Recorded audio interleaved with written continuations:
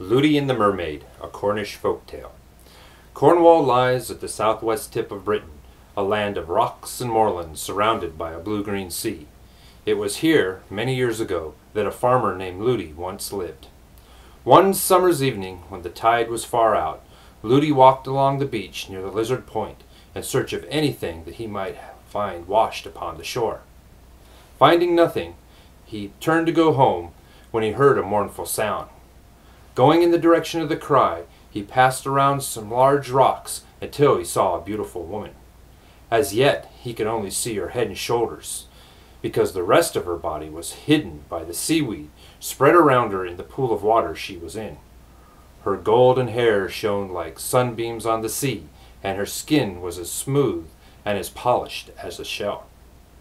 She continued making her mournful wail, looking intently on the distant and ebbing sea. Drawing nearer, Lutey discovered the fan of a fish's tail quivering in the seaweed, and then knew she was a mermaid. He said, "What can I do for you, my lovely maid of the waves? Speak but a word, or give me a sign, if you do not know our Cornish tongue." And she replied, "We people of the sea understand all languages. As we visit the shores of every country, do not be scared." "Of course not," said Uncle Lutey, "but tell me what makes you grieve so." The mermaid rose and sat at the edge of the rocks and said, "Only 3 hours ago I left my children sleeping soundly on a bed of sea flowers. I was looking at myself in the pool as I combed my hair, and now the sea has gone so far out as to leave a bar of dry sand between me and the waves." Lutey tried to comfort the mermaid, but she feared for the safety of her children. "Take me over the sand of the sea," she said, "and I will grant you any 3 wishes you desire." Then she took from her hair a golden comb and gave it to Lutey. "Keep this as a token of my faith, and whenever you need my help, pass the comb through the sea, and I will come to you on the next flood tide."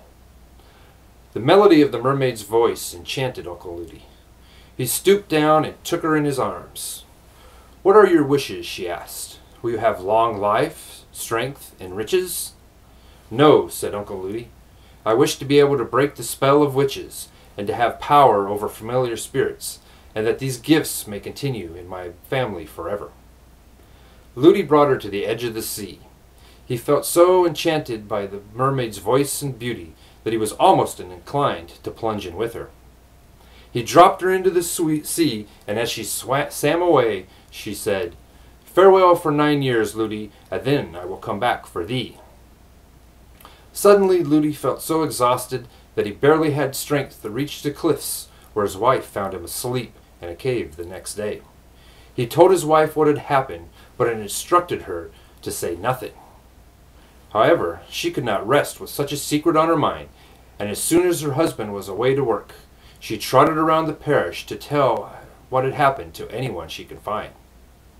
She even showed the mermaid's comb as proof of her story.